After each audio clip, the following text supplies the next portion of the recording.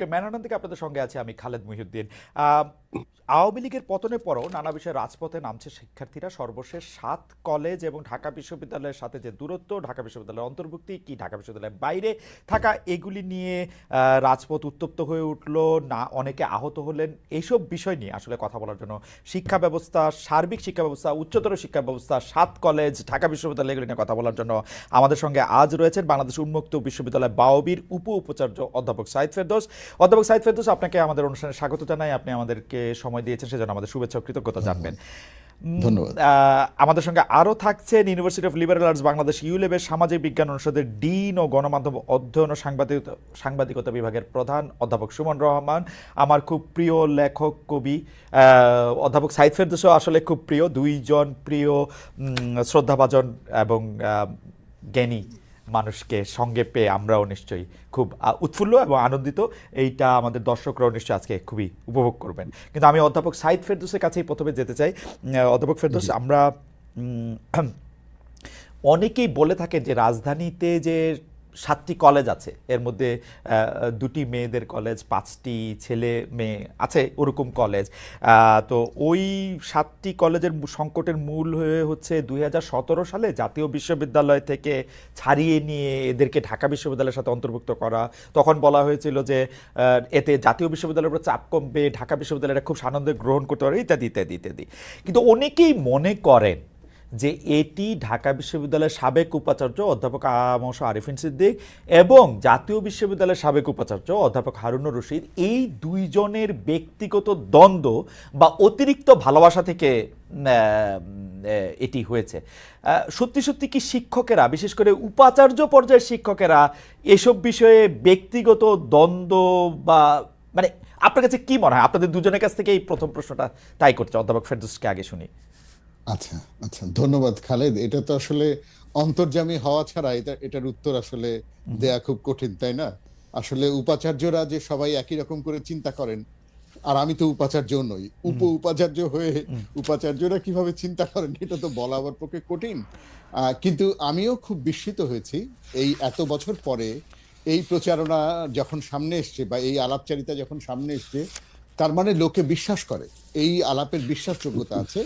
এবং 7 কলেজের স্থানান্তরের মানে 7 কলেজের অধিভুক্ততা বদল হওয়ার পেছনে এই ব্যক্তিগত রেষারেষি কাজ করেছে কিনা আমরা জানি না, কিন্তু আওয়ামী শাসনামলের অধীনে যে উপাচার্যরা ছিলেন তাদের নিজেদের মধ্যে যে পারস্পরিক ক্ষমতার দ্বন্দ্ব ছিল, ক্ষমতার লড়াই ছিল, সেইটা তো অন্তত এটা স্পষ্ট করে দেয়।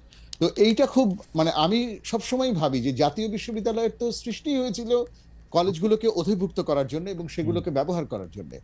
সেটা কেন হঠাৎ করে ঢাকা বিশ্ববিদ্যালয়কে দেয়া হলো, যেখানে আমরা জানি সকল পাবলিক বিশ্ববিদ্যালয়ের মতোই ঢাকা বিশ্ববিদ্যালয়ের রেজিস্ট্রার বিল্ডিংও যথেষ্ট নানা কাজের ভারে পিষ্ট, এবং ঢাকা বিশ্ববিদ্যালয়ের ছাত্ররা প্রায় সোশ্যাল মিডিয়াতে রেজিস্ট্রার বিল্ডিং নিয়ে ট্রোল করে এইভাবে যে রেজিস্ট্রার বিল্ডিং এ তারা যদি কোনো কাজ নিয়ে যায় তাহলে তাদেরকে বলা হয় যে লাঞ্চের পরে আসেন। রাইট। তো এটা এই যে লাঞ্চের পরে আসেন গোছের একটা রেজিস্ট্রার বিল্ডিং, যে কিনা নিজের বিশ্ববিদ্যালয়ের দৈনন্দিন কাজ সারতেই গলদঘর্ম, তাকে কেন বাড়তি 7-7টা কলেজ এবং যেই কলেজগুলোর পরিধি ব্যাপক, ছাত্র সংখ্যা ব্যাপক, কাজ ব্যাপক, সেগুলোকে কেন নিতে হবে? এবং নেয়ার ফলে যেটা হয়েছে যে ভয়ানকভাবে একাডেমিক স্থবিরতা তৈরি হয়েছে। এই 5 বছর 7 বছর লেগে যাচ্ছে ডিগ্রি প্রোগ্রাম সমাপ্ত হতে। পাশাপাশি 7 কলেজের ছাত্ররা একটা বড় নালিশ তুলেছে যে আর্থিক অসততার অভিযোগও তারা ঢাকা বিশ্ববিদ্যালয়ের দিকে তুলেছে। এই যে এত কিছু অনাকাঙ্ক্ষিত অনভিপ্রেত কথাবার্তা হতে পারলো বা এগুলো উঠতে পারলো, এটার পেছনে বোধগম্য কোনো ব্যাখ্যা নেই। এটা খুব গুরুত্বপূর্ণ যে আসলে আরিফিন সিদ্দিক এবং অধ্যাপক হারুনুর রশিদের মধ্যে ক্ষমতার দ্বন্দ্ব হয়েছিল কিনা আমরা জানি না, কিন্তু এটা তো ঠিক যে একটা এক্সেপশন তৈরি করা হয়েছিল। এক্সেপশনটা হচ্ছে জাতীয় বিশ্ববিদ্যালয়ের অধীনে কলেজগুলো থাকবে, সেখানে হঠাৎ করে ঢাকা বিশ্ববিদ্যালয়ের কাছে 7টা কলেজকে দেয়া হবে।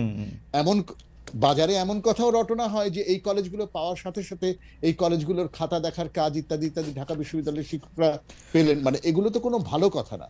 এই পুরো বিষয়টা ঘটলো একভাবে যে নিয়মের ব্যত্যয় ঘটায়, সেটা কেন ঘটলো সেটা আসলে আমাদের, এবং এগুলো এখন আবার শুনছি, গতকালকে শুনছি যে সমাধানের রাস্তায় বলা হচ্ছে যে একটা ভিন্ন আরেকটা বিশ্ববিদ্যালয় তৈরি করে এদেরকে নেওয়া হবে। তো তাহলে জাতীয় বিশ্ববিদ্যালয় আছে, তারপরে আবার একটা ভিন্ন বিশ্ববিদ্যালয় তৈরি হবে শুধু এই 7টা কলেজের জন্য। তো এরপরে আরো অন্য 7টা কলেজ বা 14টা কলেজ বলবে আমাদের জন্য আরেকটা বিশ্ববিদ্যালয় করো।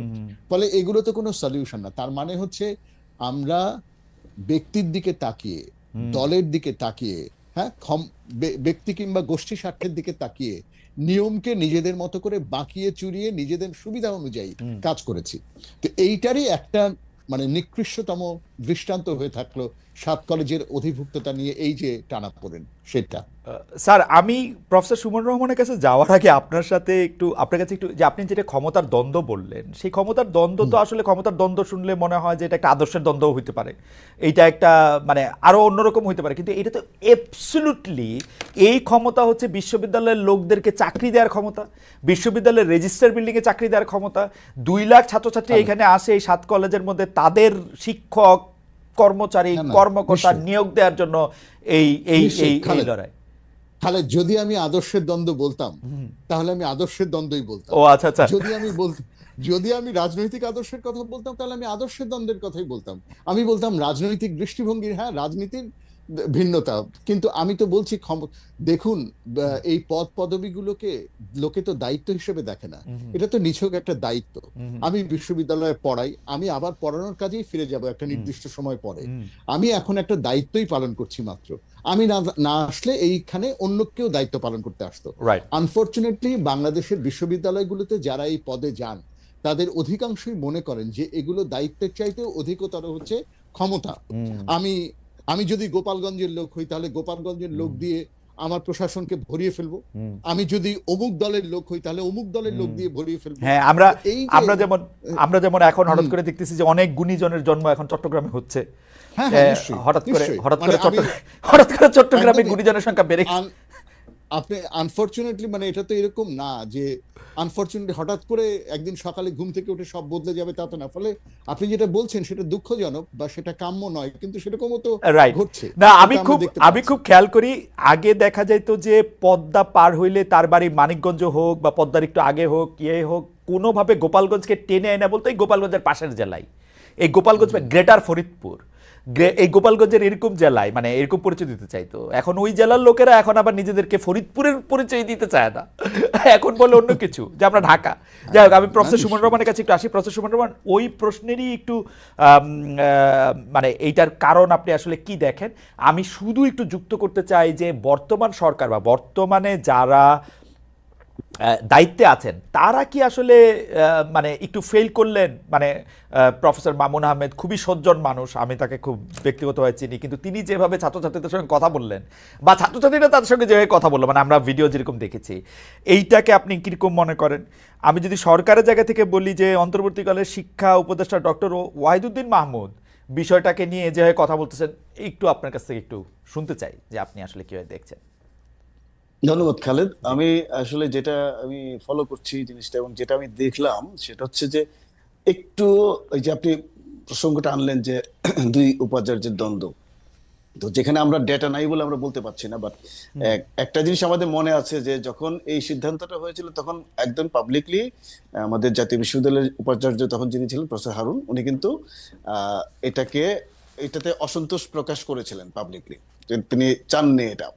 তো এখন এটার পাশাপাশি আরেকটা জিনিস একটু আপনাকে মনে করিয়ে দিই, এটা হচ্ছে ঢাকা বিশ্ববিদ্যালয়ের কালচারাল অ্যাটিটিউড টুয়ার্ডস কলেজেস এবং আদার্স। ধরেন আপনার এই ঢাকা বিশ্ববিদ্যালয়ে প্রিলিমিনারি যখন চালু ছিল, আপনার মনে আছে, মনে থাকবে হয়তো, যে প্রিলিমিনারিদেরকে তারা বলতো পিলো, হ্যাঁ, আর কলেজ থেকে আসাদেরকে বলতো কলু।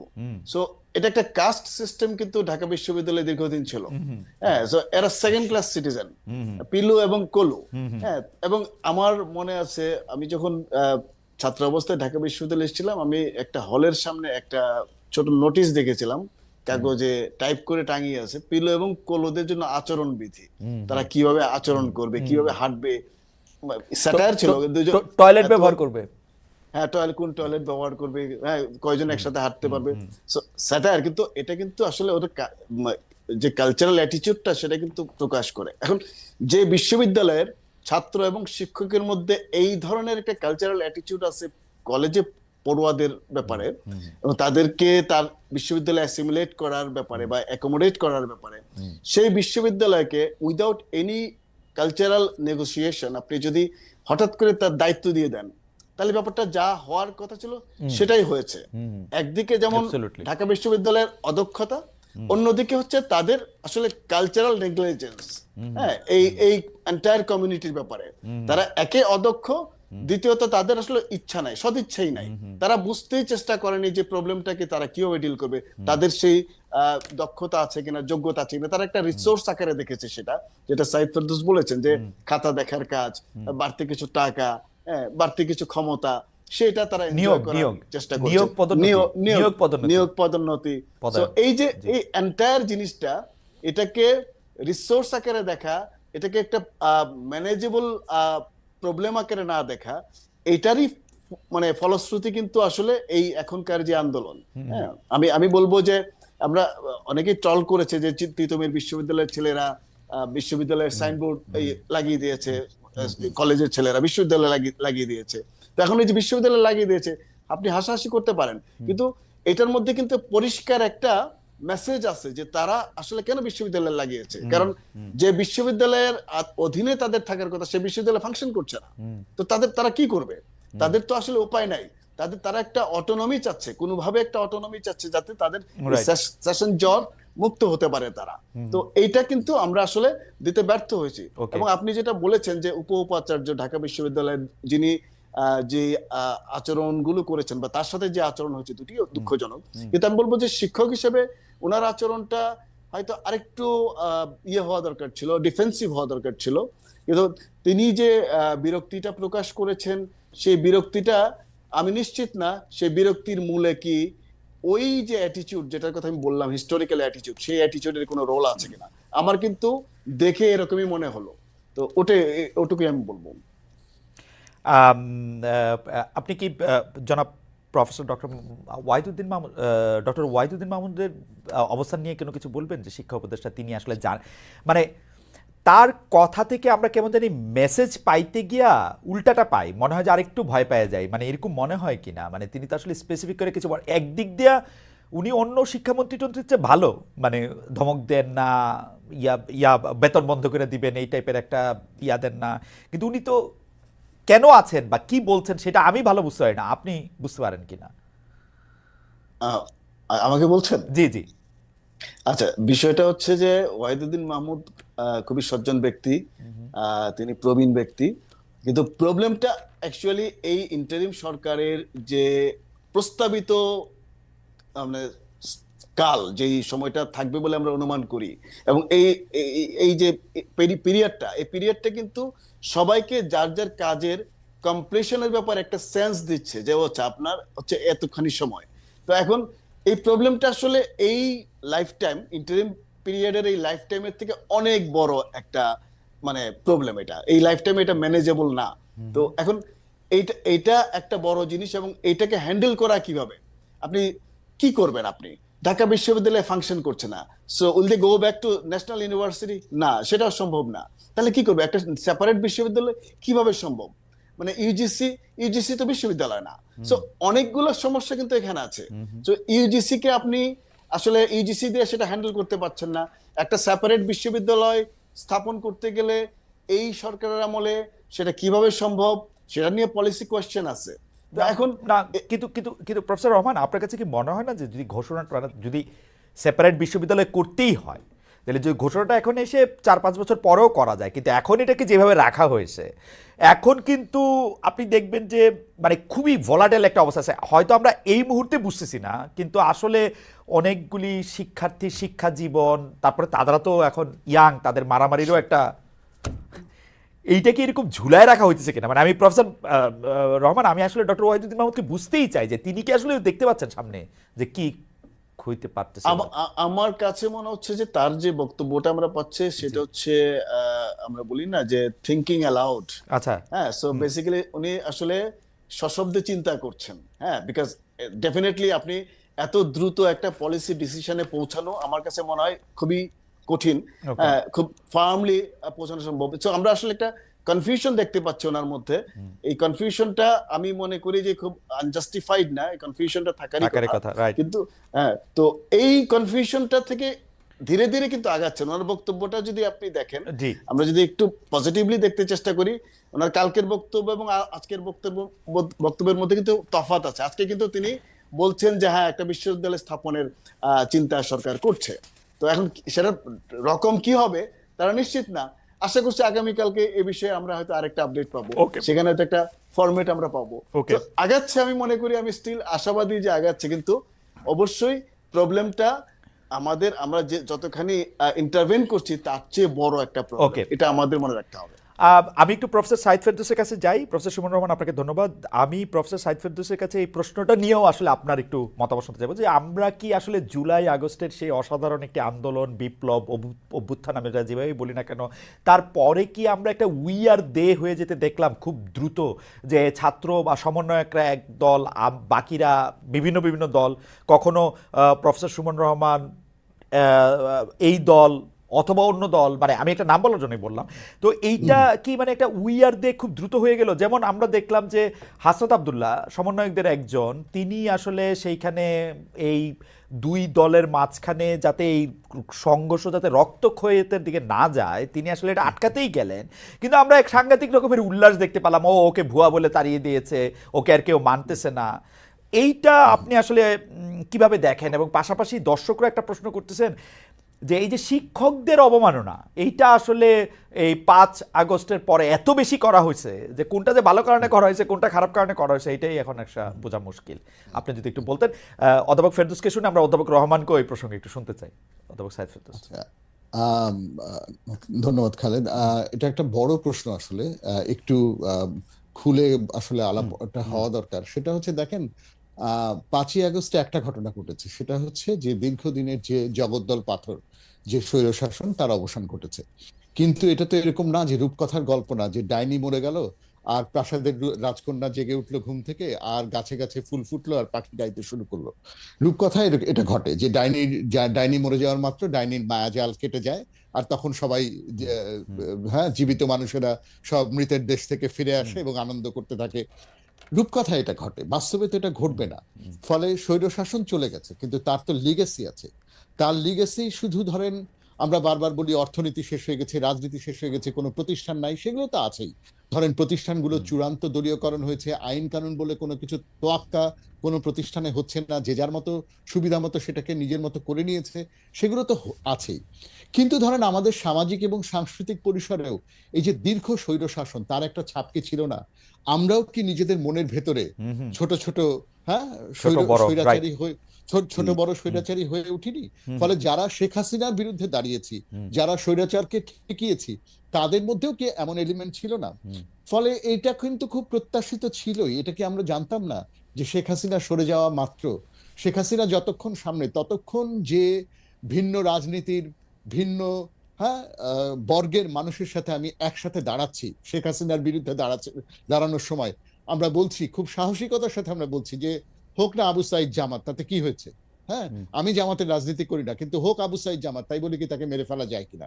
কিন্তু যখন শেখ হাসিনা সরে গেল, তখন কিন্তু আদর্শ, রাজনীতি, দল, স্বার্থ, গোষ্ঠী, ব্যক্তি, নানা জায়গায় বিভাজনের এগুলো দেখা স্পষ্ট হতে থাকলো। এবং এটা তো হওয়ারই কথা, আসলে এটা হওয়ারই কথা। এবং বিশেষ করে আরো এটা আরো আমাদেরকে এফেক্ট করছে, কেননা যেহেতু প্রতিষ্ঠান বলে কিছু নাই, নিয়ম কানুন বলে কিছু নাই। ফলে আপনি শিক্ষক লাঞ্ছনার কথা যে বলছেন, আমি এই প্রশ্নগুলোকে খুব নিরীহ প্রশ্ন হিসেবে দেখতে পাই না আসলে, খালেদ।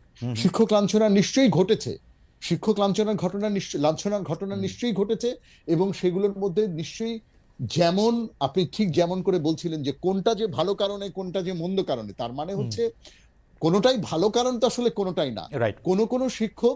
কোন শিক্ষক নিপীড়কের প্রতীক হয়ে উঠেছিলেন, কোন শিক্ষক স্বেচ্ছাচারিতা করেছিলেন, কোন শিক্ষক স্বেচ্ছাচারের দাস্যবৃত্তি করেছিলেন। ফলে তাদেরকে ছাত্র জনতা বা ক্ষুব্ধ মানুষেরা তাদের উপর চড়া হয়েছে। আবার এইরকম একটা টার্ময়েলের মধ্যে যখন এইরকম একটা ট্রান্সফরমেশনের ঘটনা ঘটে, আমরা তো কখনো গণ অভ্যুত্থান চোখের সামনে দেখিনি, খালেদ। আপনি কিংবা আমি আমার জীবদ্দশায় 90-এর যেটা দেখেছি, তার তুলনায় এটা ম্যাগনিচিউডের দিক থেকে অনেক বড়।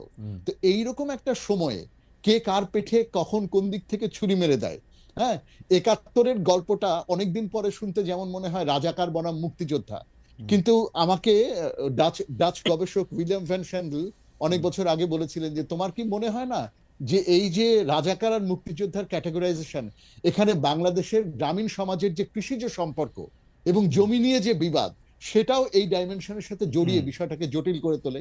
তার মানে হচ্ছে আজকে আপনি খুব সহজ করে এটাকে রাজাকার মুক্তিযোদ্ধা বলতে পারছেন, কিন্তু তখন কিন্তু অ্যাকচুয়ালি ঘটনাটা শুধু ওইটুকু ছিল না।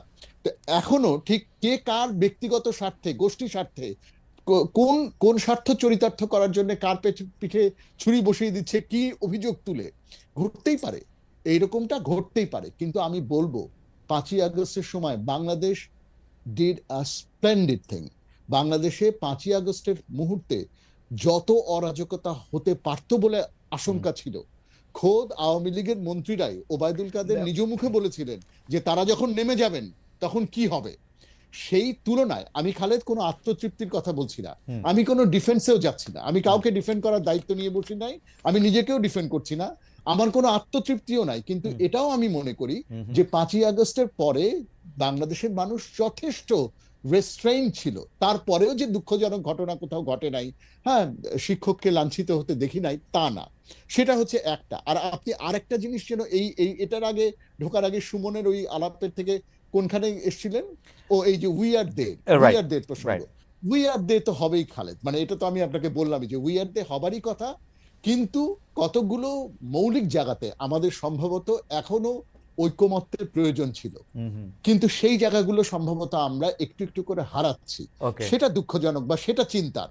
যতক্ষণ পর্যন্ত একটা নির্বাচন না হচ্ছে, যতক্ষণ পর্যন্ত নির্বাচনের আগে কিছু সংস্কারের রূপরেখা না হচ্ছে, যতক্ষণ পর্যন্ত সুষ্ঠু নির্বাচনের পরে একটা রাজনৈতিক সরকার দায়িত্ব না নিচ্ছে, ততক্ষণ পর্যন্ত এমনকি আমার রাজনৈতিকভাবে আমার প্রতিপক্ষের সাথেও যে আমার কতগুলো চুক্তি থাকা দরকার, কতগুলো বিষয়ে ঐক্যমত্য থাকা দরকার, সেই জায়গাটা কোনো না কোনো ভাবে কাজ করছে না, সেই জায়গাটা কোনো না কোনো ভাবে নষ্ট হচ্ছে। এটা নিয়ে আমি কিছুটা ওয়ারিড। হ্যাঁ, আমার মনে হয় যে আপনি এত চমৎকার বলেছেন, আমি একটু প্রফেসর রহমানের কাছে যেতে চাই শুধু একটি প্রশ্ন করে যে হ্যাঁ, নানা ধরনের বিভেদ তো হবে, নানা জায়গা থেকে সব মানুষ একসাথে এসে একটা স্বৈরাচারী 15 বছর ধরে বসে থাকা একটা জগদ্দল পাথরকে সরানোর জন্য, এবং যারা সকল প্রতিষ্ঠানকে ধ্বংস করে দিয়েছে তারা নানাভাবে নানা জায়গায় এসছে। এবং আপনি রূপকথার কথাও বলেছেন যে সেখানে আসলে একটা ডাইনি মরে যাওয়ার পরেই বা দৈত্য মরে যাওয়ার পরেই এটা নতুন করে সবকিছু সুন্দর হয়ে যায় না, তা ঠিক। কিন্তু আমাদের হতাশাটা যে অনেকে আমাদের চোখে আঙ্গুল দিয়ে যে দেখাই দিতে চায় যে রাজকুমাররা যে দৈত্য হয়ে উঠতেছে, রাজকুমাররা যে দৈত্য হয়ে পরস্পরের সাথে আবার মারামারিও করতেছে, ওইটার কি হবে? খালেদ, তারা কি রাজকুমার ছিলেন নাকি আমরাই তাদেরকে রাজকুমার ভেবেছিলাম? আমরা ভেবেছিলাম রাজকুমার। হ্যাঁ হ্যাঁ, মানুষ স্বপ্ন দেখেছে, সব স্বপ্ন বাস্তবতার সাথে মেলে না। হ্যাঁ, এটা খুবই ভালো হতো যদি তারা আমাদের দেখা সিনেমার নায়কদের মতোই একেবারে জলজলে হতেন। হ্যাঁ, কিন্তু এটা ঘটে না। মানুষের মধ্যে স্ববিরোধিতা থাকে, আর তাদেরকে কে কিভাবে দেখছি, পোট্রে করছি, তাদের আচরণের মধ্যে তারা তো রাজনৈতিকভাবে পরিপক্ক কিনা, হ্যাঁ তারা পদ পদবি নিল কেন। ধরেন আমাকে যদি বলেন, আমি বলবো যে তারা যদি শ্যাডো গভর্নমেন্টে থাকতো, তারা যদি 3টা উপদেষ্টার পদে না গিয়ে তারা যদি শ্যাডো গভর্নমেন্টে থাকতো, তাহলে তারা ভালো করতো। তো তারও আগে তো তাহলে দায় দিতে হয়। তারা যখন রাজনীতিবিদদেরকে আহ্বান জানিয়েছিল জাতীয় সরকার গঠনের, তখন তো রাজনৈতিক দলগুলো জাতীয় সরকার গঠনের দিকে যায় নাই। এবং না যাবার ফলে যে প্রক্রিয়াতে উপদেষ্টা বাছাই হলো এবং যে প্রক্রিয়াতে সরকার গঠন হলো, সেনাবাহিনীর সাথে যে পর্যায়ে নেগোসিয়েশন করতে হলো খালেদ, এটা তো গণ অভ্যুত্থানের পরের একটা জনগণের সরকার হয়েছে বলে আপনি তো বলতে পারবেন না। ফলে এই এই মানে ধরেন অসঙ্গতিগুলো, এইগুলো সমেতই সব, এটাই এরপরে বলতে হবে আলহামদুলিল্লাহ যে স্বৈর শাসনের অবসান ঘটেছে। এখন হ্যাঁ, এখন আমাদের সামনে আরো অনেকগুলো ওয়ান আফটার অ্যানাদার আমাদের অনেকগুলো কাজ করার আছে। হ্যাঁ, এই ছাত্র জনতার, এই ছাত্র নেতৃত্বের মধ্যে যে ত্রুটি আছে, তাদের রাজনৈতিকভাবে আমরা তাদেরকে প্রশ্নবিদ্ধ করি, সমালোচনা করি, কিন্তু ক্যান্সেল কালচার একটা আছে বাংলাদেশে খালেদ, আমি সেখানে ঢুকতে চাই না। আমি কাউকেই এই জুলাই অভ্যুত্থানের সাথে যুক্ত কোনো পক্ষকেই ক্যান্সেল করতে চাই না, এমনকি জামাতকেও না, বিএনপিকে তো না, কাউকেই ক্যান্সেল করতে চাই না। আমি মনে করি সকল দল মতের মানুষ শেখ হাসিনার বিরুদ্ধে বা স্বৈর শাসনের বিরুদ্ধে শেষ মুহূর্তে যে একসাথে দাঁড়াতে পেরেছিল, এটা আমাদের জীবনের একটা পরম অর্জন। আপনি তো প্রতিপক্ষকেও ক্যান্সেল করতে চান না, কিন্তু আমরা দেখলাম যে সাংবাদিকদের ক্যান্সেল করা হয়েছে, সেইটাকে আবার জাস্টিফাইড বলে আরেকটা নিউজ করা হয়েছে, এবং সেইটাকে আবার শেয়ার দিচ্ছেন প্রেস সচিব। খুবই গর্ব করে যায়, ঠিক করেছেন, রাইটলি তাকে ক্যান্সেল করা হয়েছে। হাওয়েভার আমি একটু প্রফেসর সুমন রহমানের কাছে আসি, যে প্রফেসর সুমন রহমান, আপনি নিশ্চয়ই প্রফেসর ফেরদৌসকে শুনছেন, তো ওইটার পর থেকে আমি একটু জানতে চাইবো, শুধু একটু যোগও করি, প্রত্যেকবার যেরকম যোগ করি, যে আপনি যে বিশ্ববিদ্যালয়ে শিক্ষকতা করছেন সেই ইউলেবের বিষয়ে সম্প্রতি আমরা জানি যে অনুসন্ধানী সাংবাদিক জুলকারনাইন সায়ের এবং সমন্বয়ক আব্দুল হান্নান মাসুদের মধ্যে একটা সোশ্যাল মিডিয়ার বিতর্ক হয়েছে, যেখানে জুলকারনাইনের অভিযোগ অস্বীকার করলেও ইউলেবের ফেসিবাদ বিরোধী শিক্ষার্থীদের দাবি দাওয়ার ফয়সালা করতে আব্দুল হান্নান মাসুদ সেখানে মধ্যস্থতায় যুক্ত হয়েছেন। তিনি নিজেই বলেছেন যে এই যুক্ত হওয়াটা কি আনুষ্ঠানিক, মানে আনুষ্ঠানিক বা অনানুষ্ঠানিক, আপনি যদি ওইটাও একটু বলেন আর কি, সার্বিকভাবে এইটা আপনারা আসলে কিভাবে দেখতেছেন, যে এটা ইটস ওকে, মানে ইটস গুড। আচ্ছা, জি, থ্যাংক ইউ। আমি প্রথমে সাইদ ফেরদৌসের সাথে অ্যাবসলিউটলি এগ্রি করি, যেভাবে তিনি বলেছেন যে অ্যাকচুয়ালি আমি আরেকটু একটু ভিন্নভাবে আর্টিকুলেট করি। এটা হচ্ছে যে আমাদের ঐক্যটা ছিল স্ট্র্যাটেজিক, একটা হিস্টোরিক্যাল মোমেন্টে এই ঐক্যটা তৈরি হয়েছিল, কিন্তু ডিভিশন সবসময় ছিল, ডিভিশন কিন্তু ছিল এবং ডিভিশন গুলো থাকবে। ফলে এখন যে মতবিরোধ হচ্ছে, ঝগড়া হচ্ছে, সো এটা নিয়ে আমি একেবারেই ওয়ারিড না, বিকজ এটা আগেও ছিল, এখনো আছে, আবার কোনো একটা ইস্যুতে ওই ঐক্যটা তৈরি হয়ে যাবে। তো ঐক্যটা একবার যখন হয়েছে, it gives us A confidence যে ঐক্যটা আছে, ঐক্যটা থাকবে। এটা এখন হয়তো কোথাও কোনো একটা ইস্যুতে চাপা পড়ে গেছে, কিন্তু আবার যখন প্রয়োজন হবে আবার ঐক্য তৈরি হবে। হ্যাঁ, তো কিন্তু এই আলাপগুলো, এই ঝগড়াগুলো, যেটাকে আপনার এই রবার্ট ফ্রস্ট বলেন লাভার্স কোয়ারেল, সো এই লাভার্স কোয়ারেল চলতে থাকবে। হ্যাঁ, এর মধ্যে দেশ আগাবে, এটা একটা দ্বান্দ্বিক প্রক্রিয়া, এর মধ্যে দেশ এগিয়ে যাবে, এর মধ্যে সবকিছু হবে। আপনি যদি মনে করেন যে অ্যাবসলিউটলি সবাই একমত একমত এইভাবে আমরা মানে হেসে খেলে আই ছেলেরা আই মেয়েরা আমরা কোন একটা সলিউশনে যাব, এটা সম্ভব না। Democratisation is a long process, এবং যেটা আপনি নিশ্চিতভাবেই বলেছেন। স্যার, আমি কি একটু জি, আজকে বিএনপির একজন সিনিয়র যুগ্ম মহাসচিব জনাব রুহুল কবির রিজভী, তিনি আজকে বলেছেন যে, আমি কোট করছি তাকে, আজ স্বাস্থ্য মন্ত্রণালয়, শিক্ষা মন্ত্রণালয় বিশেষ একটি দল দখল করে নিয়েছে, সব শিক্ষা প্রতিষ্ঠানকে জামায়াতিকরণ করা হয়েছে, বড় বড় বিশ্ববিদ্যালয়ের দায়িত্বে বসানো হয়েছে জামাতি চেতনার লোকজনকে, আমাদের সমর্থিত লোকজন যেমনভাবে আওয়ামী লীগের আমলে বঞ্চিত হয়েছে তেমনভাবে এইখানেও বঞ্চিত হয়েছে। এবং আমরা একটা জামাতের ম্যাগাজিনে আজকে দেখলাম, ওইটাও আমি আপনাকে একটু পড়ে শোনাবো, আপনি নিশ্চয়ই দেখছেন, দেশ সংবাদ, এগুলি মানে এইটা যদি একটু বলতেন যে শিক্ষাঙ্গনটা কি আসলেই জামাতিকরণ হয়েছে, বা আপনি বলা কন্টিনিউ করতে পারেন, আমি এটা জাস্ট আপনার। না, ঠিক আছে, এটা হচ্ছে বিষয়টা হচ্ছে যে আপনি খেয়াল করবেন যে প্রত্যেকবারই মানে বিগত 2 দশক ধরে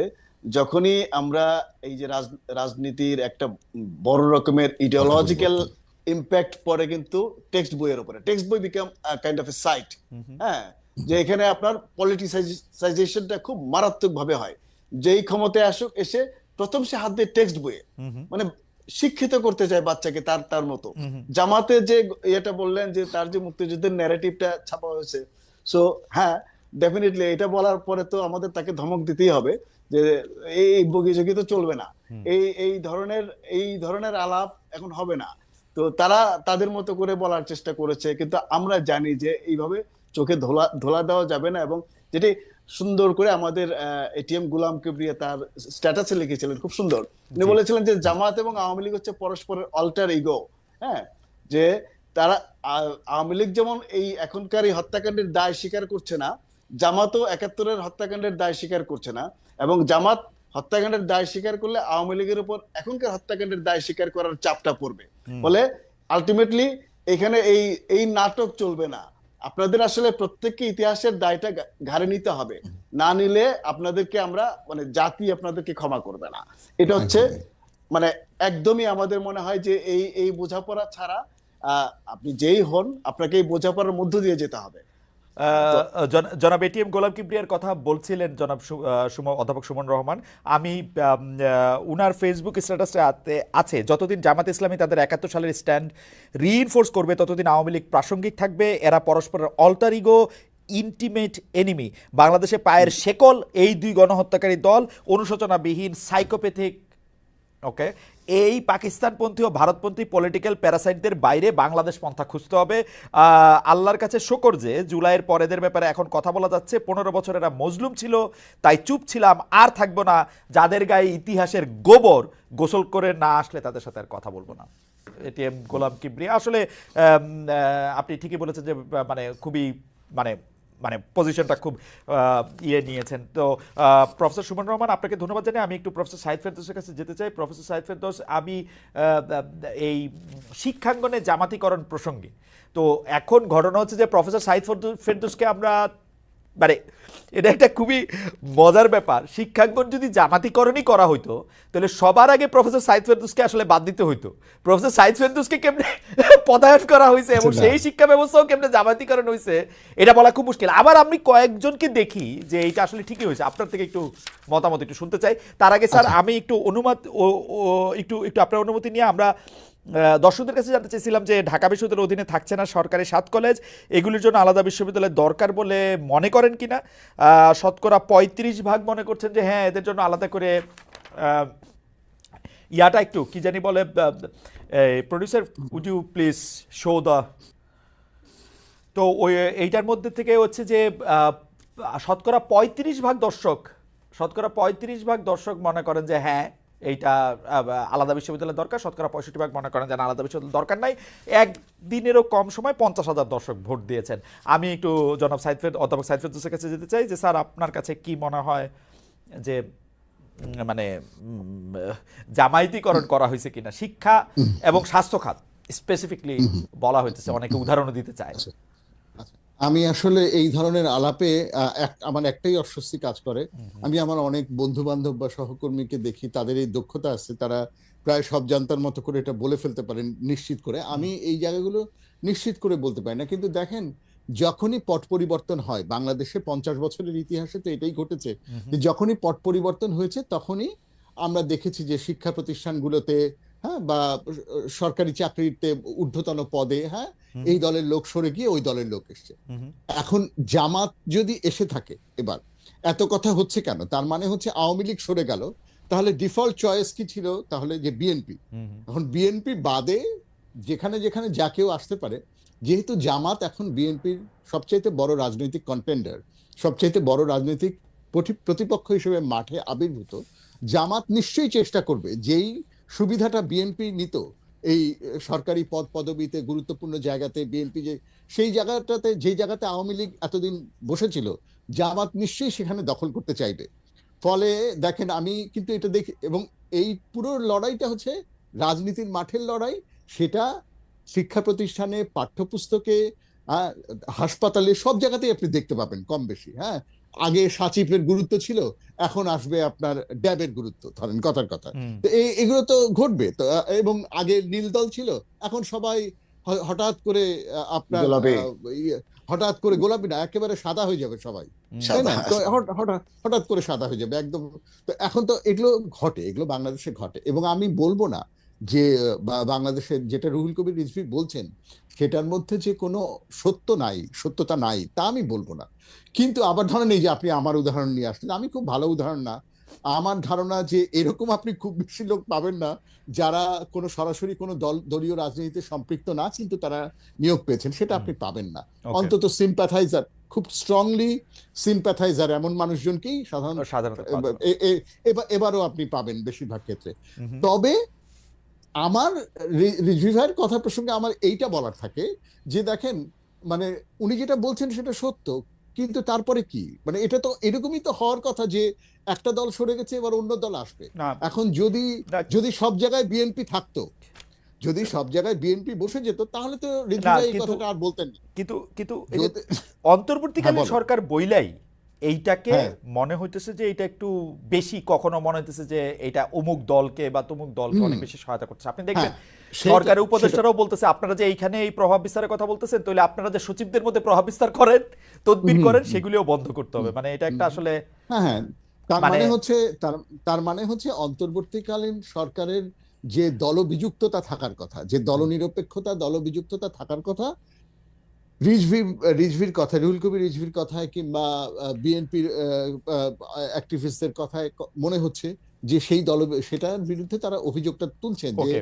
সরকার সেরকম ভাবে, যেমন আপনি একটু আগে বলছিলেন যে আমরা দেখছি যে বাড়ি সবার চট্টগ্রাম হয়ে যাচ্ছে, এবং ধরেন এই কথাও বাজারে চাউরেছে যে চট্টগ্রাম বাড়ি হওয়া চাকরির বাজারে এই উচ্চ পদে আসীন হওয়ার ক্ষেত্রে একটা যোগ্যতা হিসেবেও দেখা যাচ্ছে কিনা। হ্যাঁ, একেবারে উপদেষ্টা পরিষদ ধরে মানুষ এগুলো বলতে শুরু করছে যে এনজিও এবং চট্টগ্রাম, আর এ বাদেও অন্যান্য নিয়োগের ক্ষেত্রে। তো এগুলো নিশ্চয়ই ঘটছে, এগুলো যে ঘটছে না তা না, কিন্তু এগুলো ঘটারই কথা। আমার মনে হয় না যে এখানে একেবারে এক্সেপশনাল কিছু ঘটছে। রুহুল কবির রিজভী যে পয়েন্ট আউট করছেন সেটা তার রাজনীতির জায়গা থেকে করছে, ওকে। জামাত এবং বিএনপি তার জায়গা থেকেই লবিং গ্রুপিং করছে। কিন্তু আপনি যদি বলেন, বাস্তবতা হচ্ছে আমরা যারা বড় দলের মাৎসন্যায় দেখতে চাই না, বড় দলগুলো প্রতিষ্ঠানগুলোকে গিলে খাক, এটা আমরা যারা দেখতে চাই না, তারা কিন্তু চেয়েছিলাম যে এই সময়ে যোগ্যতর লোকজনদেরকে খুঁজে আনা হবে। দলের বিবেচনা গৌণ হয়ে পড়বে, এবং একটা লোকের দল সংশ্লিষ্টতা থাকতেই পারে, তিনি একটা দলের সমর্থক হতেই পারেন, কিন্তু সেটা গৌণ হবে, মুখ্য হবে তার যোগ্যতা। সেইটা হচ্ছে কিনা সেটা হচ্ছে কথা। আচ্ছা, আমি আপনার কাছে বরং আলাদা করে প্রশ্ন করবো সেটা হচ্ছে কিনা। আমি একটু প্রফেসর সুমন রহমানের কাছে যেতে চাই, প্রশ্নটা করে রাখি। আপনি বড় দলের মাৎসন্যায় দেখতে চান না, ছোট দলের মাৎসন্যায়কে আপনি অত বেশি মানে অপরাধ ছোট দল মাৎসন্যায় করতে পারে না খালেদ, আপনি ভুল করছেন।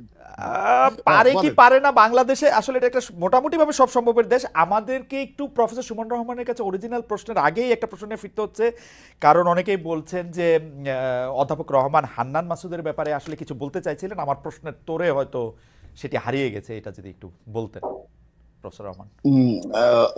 আপনার প্রশ্নটা ছিল হান্নান মাসুদ ইউল্যাবে, মানে উনি কোন ক্যাপাসিটিতে ইউল্যাবে এই মানে এটা করলেন? উনি কি একজন সমন্বয়ক হিসেবে উনারকে আসলে কোনো দায়িত্ব দেওয়া হয়েছে নাকি, মানে এটা ঠিকই আছে? আমি যতখানি জানি যে যখন এই ইয়েটা চলে, এই অচল অবস্থা তৈরি হয়, তখন হান্নান মাসুদ এসেছিলেন, দায়িত্বপ্রাপ্ত হয়ে এসেছিলেন, এবং এটা আসলে তখন এমন কোনো ব্যক্তিত্ব দরকার পড়েছিল যার কথা এই ছাত্ররা শুনবে। তো সেই জায়গা থেকে তাকে ডাকা হয়, তিনি আসেন এবং তিনি একটা সুরাহা করার চেষ্টা করেন। তো সেটা কিন্তু আসলে এইখান থেকে আমি যে জুলকারনাইন স্যারের আমি ওই আলোচনাটা দেখেছি, তো আমি নিশ্চিত না। আমি যতখানি জানি যে এখান থেকে আসলে এক ধরনের চাওয়া হয়েছিল, সরকারের কাছে সাহায্য চাওয়া হয়েছিল যে এই অবস্থার যাতে নিরসন হয়, এবং সেই চাওয়ার প্রেক্ষিতে আমরা আসলে হান্নান মাসুদকে দেখি। এখন এই ঘটনাটা কিন্তু আমি যদি ক্রোনোলজিক্যালি দেখি, আমি কিন্তু এইভাবে দেখেছি জিনিসটা, যে এখান থেকে ইউল্যাবের ছাত্রপক্ষ এবং ইউল্যাবের কর্তৃপক্ষ সবাই চেয়েছে যে কেউ এসে জিনিসটা সুরাহা করুক, এবং সেটা সরকারের ছাত্র সমন্বয়ক যারা বা সরকারের যারা ছাত্র উপদেষ্টা আছেন সবার কাছে আসলে আপিলটা গিয়েছে। তো ওই আপিলটা যাওয়ার প্রেক্ষিতে হান্নান মাসুদ এসছেন। তো কাজী হান্নান মাসুদ আলাদা করে নিজ দায়িত্বে এসছেন, এটা আমার কাছে বিশ্বাসযোগ্য মনে হয় না। বরং আমি দেখছি আসলে এই আলাপের প্রেক্ষিতে হান্নান মাসুদ ইউল্যাবে এসেছিলেন। আলাপের প্রেক্ষিতে এসেছেন, মানে হঠাৎ করে না, মানে হঠাৎ করে তিনি আসেন, এবং শুধু হান্নান মাসুদ একা আসেননি, তো সেখানে আমি উমামাকে দেখেছি, উমামা এসেছেন। সো কাজী এটা তো একটা টিম এসেছিল, হান্নান মাসুদ একা নয়। ওকে, আচ্ছা, আমি এই প্রশ্নটা করতে চাই কিন্তু মানে একটু ভয়ে ভয়ে, কারণ ইদানিং যে কোনো প্রশ্ন করতে গেলেই ভয় লাগে। মানে আওয়ামী লীগের আমলে এত ভয় লাগতে পারে, আওয়ামী লীগের আমলেও ভয় ছিল, কিন্তু এই আমলে ভয়টা মনে বেশি। তো ভয়টা হইলো যে আমাদের কাছে অনেক, মানে প্রফেসর রহমান এবং প্রফেসর ফেরদৌস, আপনি বিশ্বাস করেন যে মানে আমরা খুবই অসহায় বোধ করি, কারণ শত শত হাজার হাজার লোক আমাদের কাছে আসলে চিঠি পাঠায় একটা বিষয় নিয়ে বারবার পড়তেছে, সেটা হচ্ছে বিসিএস এ নিয়োগে যারা সুপারিশপ্রাপ্ত হয়েছেন তাদের মধ্যে বাতিল দেয়া, যে মানে 43তম বিসিএস এ যে পুলিশের এরা বাদ পড়ছেন সেটা কোন জায়গা থেকে হয়েছেন, যাদেরকে নন ক্যাডার দেওয়া হয়েছে তাদেরকে কোন জায়গা থেকে বাদ দিয়েছেন। এই ব্যাপারগুলি আসলে আপনারা মানে কিভাবে দেখেন, যে মানে এটা ঠিক আছে, মানে এটা কি এইটার থেকে আসলে রক্ষা পাওয়ার উপায় কি? আবার মানে আমরা এটা বললে মনে হয় কিন্তু অনেক লোক এরকম অনেক প্রশ্ন করেন যে এই সমন্বয়করা কিরকম দলের হয়ে কোথা থেকে চাঁদা নেন, কিভাবে পলিটিক্যাল পার্টিটা করেন, কিভাবে রূপায়ণ টাওয়ারে 2টা ফ্ল্যাট নিয়ে থাকেন। এই প্রশ্নগুলি উত্তরে তারা বলেন যে আমরা দিব, সব আমাদের কাগজপত্র ঠিক আছে, পরে আমরা দিয়ে দিব, আমার আপত্তি নাই, পরে দিয়ে দেন। আপনার আপনার বাবা গিয়ে কোথাও তদবির করতেছে কিনা, আমার আপত্তি নাই, বাবারা তদবির করার জন্যই হয়, মন্ত্রীর বাবা তদবির করবে না, তদবির করবে কে? এটা আমার কাছে ভালোই মনে হয়, খারাপ লাগে না খুব একটা। কিন্তু এইটা আসলে একই ঘটনার আমরা মানে মানে আমাদের দেজাভু হইতেছে কিনা, মানে একই ঘটনার পুনরাবৃত্তি না, হইতেছে। আপনি 3,000 কোটি টাকার দুর্নীতি বা 13,000 কোটি টাকার দুর্নীতির সাথে রূপায়ণ টাওয়ারের ভাড়ার দুর্নীতি যদি দুর্নীতি হয়ে থাকে, এটা মেলাবেন আপনি? তো আমার আমার কাছে বিষয়টা আমার হয় কি, আমি সিম্বল দেখি এইভাবেই শুরু হয় আসলে, আচ্ছা, শুরুটা না, এমনি হয়। না, অ্যাবসলিউটলি সিম্বলিক্যালি অ্যাবসলিউটলি আওয়ামী লীগের শুরুটা একদম এরকমই হয়েছিল, কারণ এটা 1972 সালেও তাই হয়েছিল। সুমন ভাই আপনাদের কাছ থেকেই শেখা যে তাই হয়েছিল, 2009-10 তারিখে ওইটা থেকেই হয়েছিল যে আচ্ছা, আমার আমরা ধরে নিচ্ছি যে এখানে একটা জবাবদিহিতার মামলা আছে এবং এই জবাবদিহিতাটা তারা করবে। মিনহোয়াইল আমরা যদি আমরা জিনিসটাকে হিস্টোরিক্যালি আবার যদি দেখি, অর্থাৎ মার্কসের একটা বিখ্যাত কথা আছে যে ইতিহাসে একটা নায়ক দুবার আসে, প্রথমবার ট্র্যাজেডি হয়ে, পরের বার কমেডি হয়ে। সো আপনি এটা আশাই করতে পারেন যে আওয়ামী লীগের আমলে যেভাবে জিনিসগুলোকে পলিউট করা হয়েছিল, করাপশনটা যেভাবে ইনস্টিটিউশনালাইজ করা হয়েছিল, এই আমলে সেটা হবে না, ওনারা চাইলেও হবে না। কিন্তু আমাদের মনে হয় যে যেটা করা দরকার অ্যাবসলিউটলি, এই যে নেতৃত্ব যারা দেশকে একটা বিপ্লব করে এই দেশকে মুক্ত করেছে, তাদেরকে একটা লেভেল পর্যন্ত আমাদের ট্রাস্ট করা দরকার। আমি পার্সোনালি মনে করি যে আমি ট্রাস্ট করতে চাই, ট্রাস্ট করে ঠকতে চাই। হ্যাঁ, কারণ এই এই আমিও মানে আমিও এই জিনিসটা আমি কিন্তু আপনার তারা সাথে অ্যাচিভ করেছে। আমি আপনার সাথে এটাতে একদম একমত যে আমি ট্রাস্ট করতে চাই, ট্রাস্ট করে ঠকতে চাই। কারণ আওয়ামী লীগ বিএনপিদের তো আমাদের চেনা আছে, তো আওয়ামী লীগ চেনা বিএনপি আছে, ট্রাস্ট করে অলরেডি ঠকছি, absolutely। এখন নতুন একটা দলকে হ্যাঁ, ট্রাস্ট করে ঠকি। হ্যাঁ, আমরা হ্যাঁ, ট্রাস্ট নতুন করি না, করে দেখি একটা না তারা লোককে কতদূর ট্রাস্ট করে যায়। ঠকি, এটা ভালো, হ্যাঁ। এটা ভালো, এটা খারাপ না। কিন্তু তো আমি আমি আমি আমি আপনার এইটার সাথে একমত স্যার। কিন্তু এইটার ব্যাপারে এই প্রশ্নটা করে আমি একটু প্রফেসর সাইদ ফেরদৌসের কাছে একটু, যে এই কথা তো অস্বীকার করার কোনো উপায় নাই যে আওয়ামী লীগের সময় সকল প্রতিষ্ঠানকে ধ্বংস করা হয়েছে, সেটা নির্বাচন কমিশন হোক, আমলাতন্ত্র হোক, বিচার বিভাগ হোক, আপনি যেদিকে হাত দিবেন সেটা প্রাইভেটলি, মানে যেটা ধ্বংস করাটা আসলে একটু কঠিন, সেইটাকে আরো বেশি করে ধ্বংস করা হয়েছে যে বেসরকারি গণমাধ্যম, এটাকে চাপ